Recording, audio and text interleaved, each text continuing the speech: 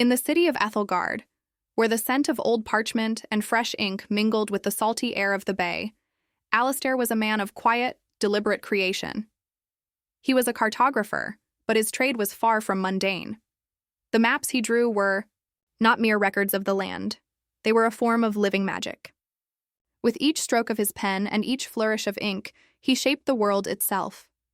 This power, known as geomorphy, was a secret art passed down through generations of his family.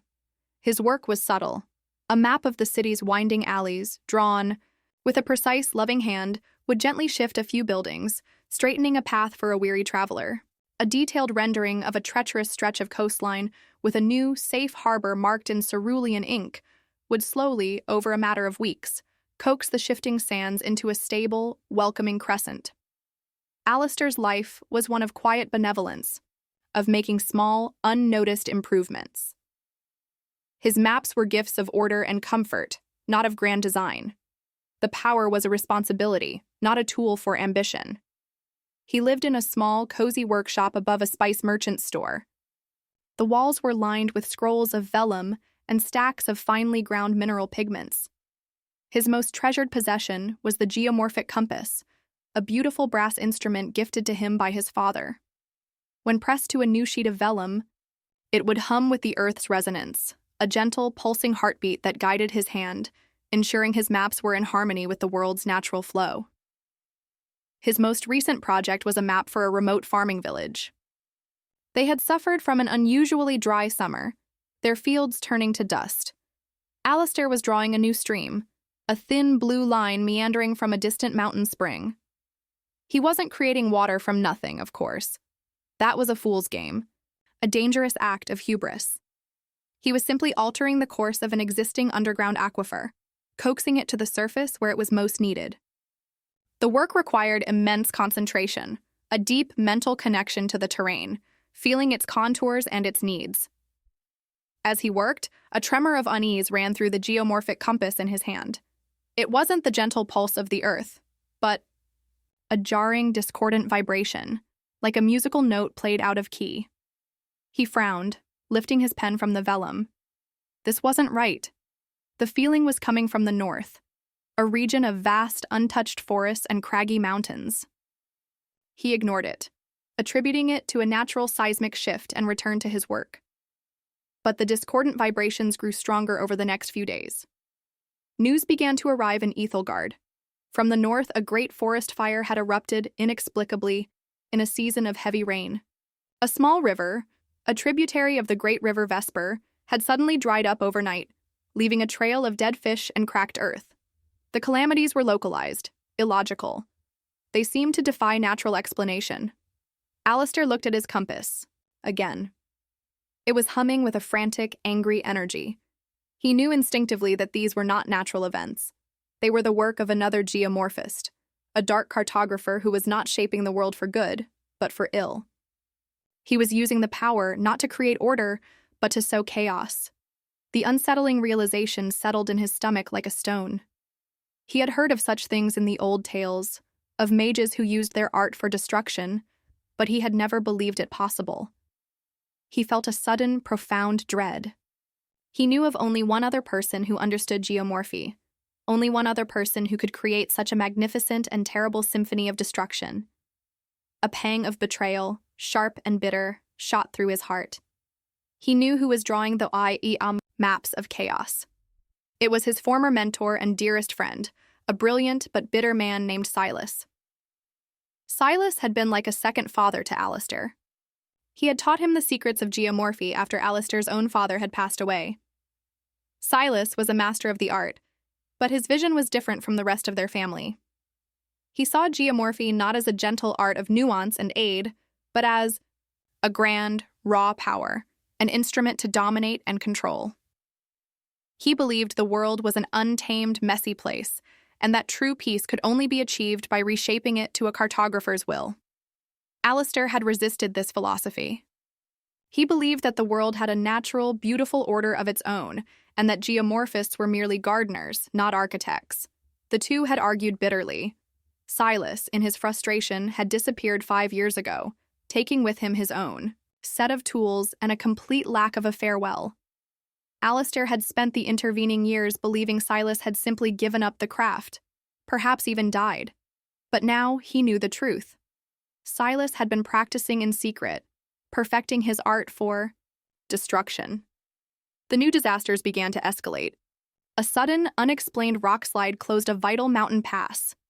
A sudden, intense fog enveloped a major seaport, causing a disastrous collision of ships. The discordant vibrations on Alistair's compass grew more violent, like a constant high-pitched scream. He knew he could not sit idly by. He had to counter Silas's chaos. His first attempt was on the dried-up River Vesper tributary. Silas had drawn it out of existence, a thin line of black ink on a map of barren earth. Alistair unrolled a new, large sheet of vellum. He pressed his compass to it. The hum was jarring, but he focused, picturing the river not as a deadline, but as a living vein of the land. He drew it back into existence, a thick, strong line of blue ink. It was not easy. The sheer force of Silas's destruction fought him every step of the way, resisting the recreation. When he finished, he was exhausted, his hands trembling. He had used more power in a single day than he usually did in a month. The next day, a messenger arrived from the north. The River Vesper tributary was flowing again, not as a trickle, but as a strong, clear stream. But the messenger also brought a fresh piece of news. The nearby town of Oakhaven, which had been spared by the initial drought, was now experiencing an unseasonable blizzard, its fields buried under a sudden, inexplicable blanket of snow. Silas was not content to simply destroy. He was playing a game, a cruel, escalating exchange. For every piece of order Alistair created, Silas would create two new forms of chaos, a constant, unrelenting assault on the world. The realization was chilling. Silas was daring him to a duel, a contest of will and ink. Alistair knew he couldn't keep up this pace. He was a master of subtle, delicate creation. Silas, with his obsession for raw power and destruction, was a hurricane. A hurricane was far easier to create than a single, perfectly formed rose. He needed help. He needed someone who understood the deep, unseen patterns of the world, someone who could see what a map truly was. He needed a sage, a scholar of the ancient geomantic arts. There was only one he knew of, a reclusive old hermit named Master Lorien, who lived on the perilous southern isles. Alistair would have to make a journey made all the more dangerous by Silas's constant, escalating attacks. The journey to the southern isles was fraught with peril. Silas's maps were everywhere, invisible threads of chaos woven into the fabric of the land. The roads Alistair had always known were now unpredictable, with sudden sinkholes or landslides. The weather was a constant, temperamental storm. He had to draw new temporary maps as he went, creating small pockets of safety for himself. A simple map of a trail across a treacherous mudslide would grant him safe passage for a few miles before it reverted to its natural perilous state. A hurried sketch of calm seas would allow his small boat to cross a particularly violent stretch of ocean before the waves once again turned to a tempest. It was exhausting work, and he felt a growing sense of desperation. Silas's power seemed to be growing, fueled by the havoc he was causing. On the third day of his sea journey, a powerful vortex of water suddenly appeared directly in his path, a churning maelstrom of destruction. Alistair knew instantly that this was no natural storm. He looked at his compass. It was screaming, a high-pitched wail of agony. He knew he couldn't counter the vortex with a simple map. It was too much power, too much chaos. He had to be smarter. He unrolled a new large sheet of vellum. He didn't draw a calm sea. Instead, he drew the sea's natural, unseen currents, the deep, powerful flows that ran beneath the surface. He drew a new current, a strong, sweeping force that would pull his boat away from the vortex, allowing it to bypass the danger entirely. It was a risky gamble, a test of his ability to work with the world's natural order rather than against it. He finished the map just as the bow of his boat began to be pulled into the churning spiral. He held the map in his hands, focusing all his will and intent into the drawing. Slowly, agonizingly, the boat shuddered, its course shifting. The deep, unseen current he had drawn took hold, pulling it away from the vortex's destructive maw. He watched, relieved as the maelstrom grew smaller in the distance, a testament to Silas's terrible art and Alistair's newfound skill.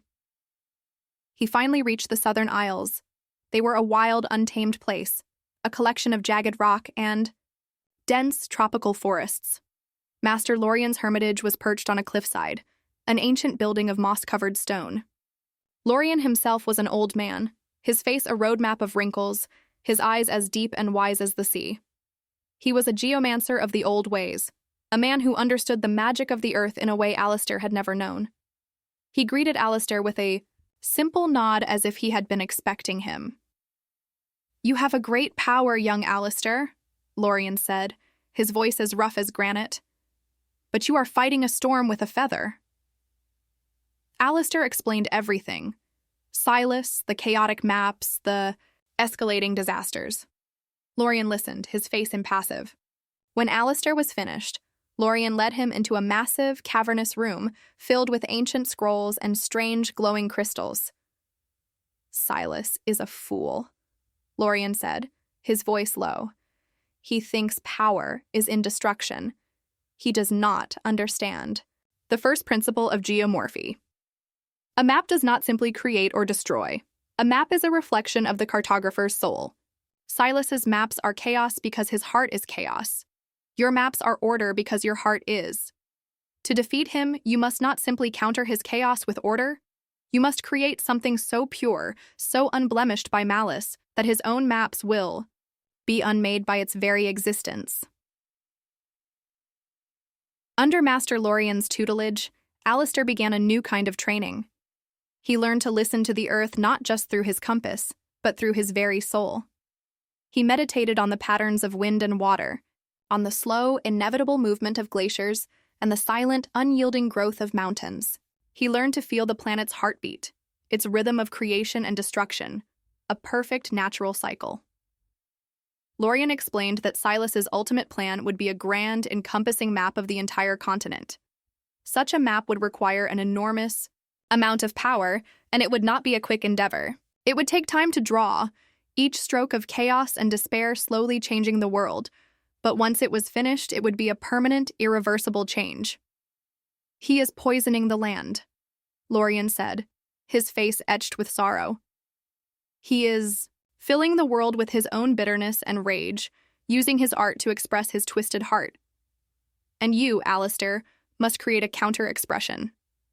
Not just a counter-map, but a counter-soul. You must draw a map of perfect order, of unblemished beauty, of life and vibrant energy. The two maps will clash, not in a physical battle, but in a spiritual one. The strongest intent will win." Alistair began his new project. It was a map of the world, not as it was, but as it could be. It was a map of a world free from Silas's curse, a world in perfect harmony. It was not a physical map, but a spiritual one, a visualization of a new reality.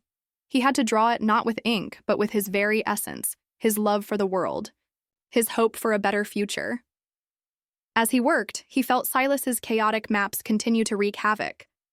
News reached the Hermitage through Lorien's small network of spiritual allies. A great volcano erupted on a supposedly dormant island. A vast, thriving wetland turned into a putrid, toxic bog. Silas's maps were getting grander, more destructive. He was approaching his final grand design. He was readying his final map. Alistair, however, was also nearing his goal. He had spent weeks in meditation, in prayer, in a deep spiritual communion with the earth. He had drawn a river of pure, life-giving water, a forest of eternal growth, a mountain range of unyielding stability. He had drawn the world as it was, meant to be a perfect reflection of its natural, beautiful order.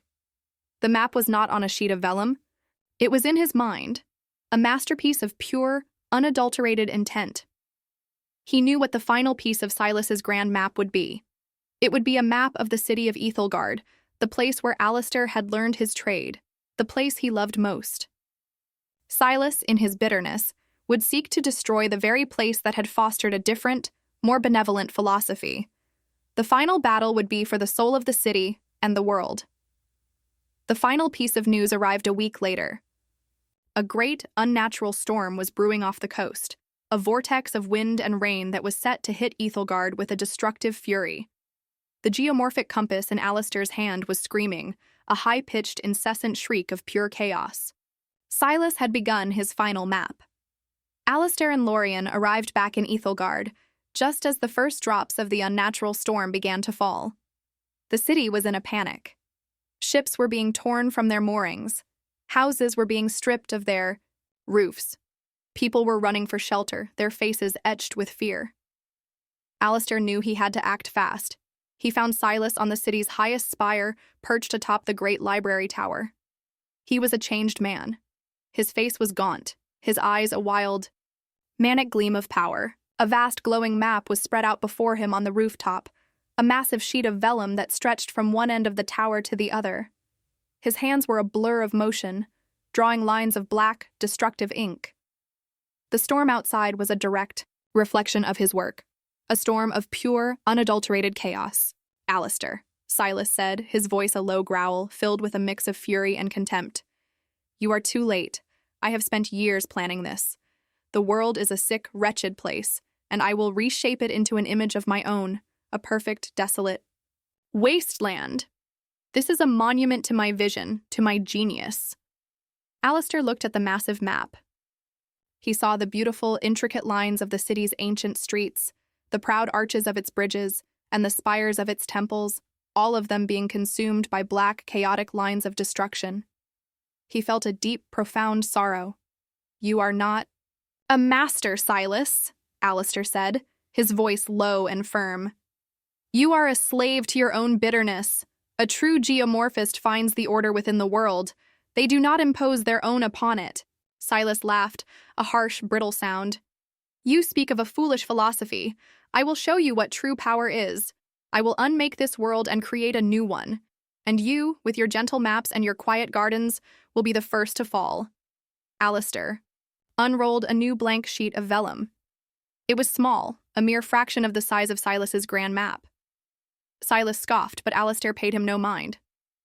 He held the geomorphic compass in his trembling hand. He didn't need a massive map. He didn't need to counter every single one of Silas's strokes. He just needed to draw a single, perfect thing, an embodiment of the order that Silas so despised. He began to draw. He drew a single, straight, powerful line of ink. Not a destructive line, not a chaotic one, but a line of pure, unwavering focus. He drew a line from the heart of his map to the heart of the city, a line of perfect, beautiful intent. Silas laughed, his laughter echoing off the churning, windswept tower. "You fool! You draw a single line against my masterpiece? You have no hope.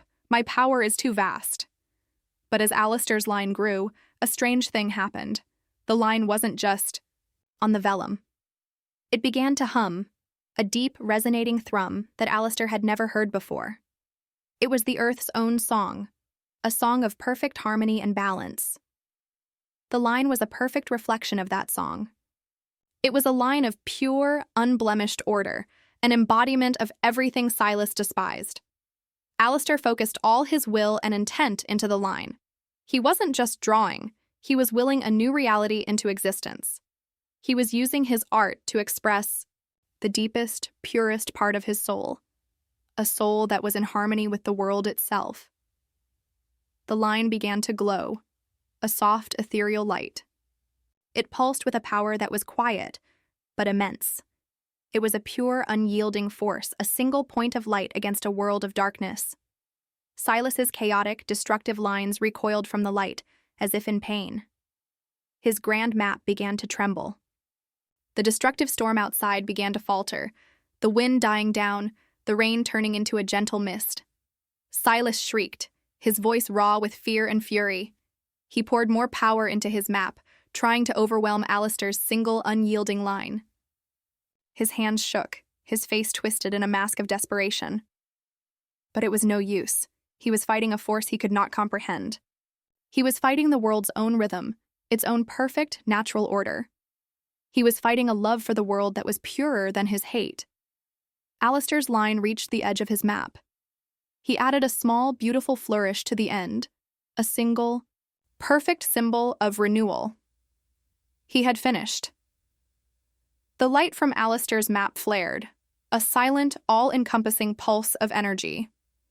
It swept across the massive, chaotic map of Silas, not with a destructive force, but with a simple, quiet assertion of order. Silas's chaotic lines began to fade, to unravel, as if they had never existed. The vast, destructive map began to crumble, the ink turning into dust, the vellum disintegrating into nothingness. Silas himself cried out in agony. His own mind, so intrinsically linked to his chaotic creation, was also unmade. His bitterness, his ambition, his entire identity, which he had poured into his dark art, unraveled with his map. He fell to his knees, his eyes wide and vacant, a hollow shell of the man he once was. The storm outside vanished instantly. The sun broke through the clouds, bathing the city in a golden, beautiful light. The world was remade, not by Alistair's hand alone, but by his heart, by his love for it. The small, beautiful map he had drawn was a testament to his pure intent, to his understanding that true power lay not in imposing your will on the world, but in finding its inherent beauty and expressing it. The world was not entirely restored to its former state. Some of Silas's smaller, more malicious maps had created irreversible changes. A new mountain range now stood where a vast desert had once been. A new, beautiful lake now filled a previously desolate canyon. But these changes were not born of destruction, but of Alistair's art, which had swept through the world and filled the voids left by Silas's chaos with new life and new beauty. The curse was gone, replaced by a sacred duty. Alistair found a peaceful place in his heart. The pain of Silas's betrayal was still there, a dull ache, but it was overshadowed by a profound sense of purpose. He had not just won a battle. He had saved a world. He had not just countered chaos. He had remade it into something beautiful. Master Lorien came to him a few days later.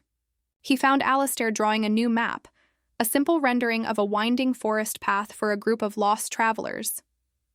"You have done well, Alistair," Lorien said, a faint smile on his lips. "You have proven what I have always known, the greatest. Power is not in the grand design, but in the quiet, gentle act of creation. The greatest magic is not in the strength of your hand, but in the purity of your heart." Alistair looked at his compass. It was humming again, not with a frantic, angry energy, but with a gentle, loving pulse. It was the Earth's heartbeat, a constant, comforting rhythm. He would continue his work, but with a new understanding. He would not just be a cartographer, he would be a guardian, a silent protector, a shepherd of the world's order. He would walk through the world, finding its hidden beauty, its unseen potential, and he would put it down in ink, a testament to his art and his love. The curse had been a challenge, but it had also been a gift, a chance to understand his power and his purpose. He would be the quiet architect, the gentle creator, a guardian of the world's quiet and its beautiful, living maps.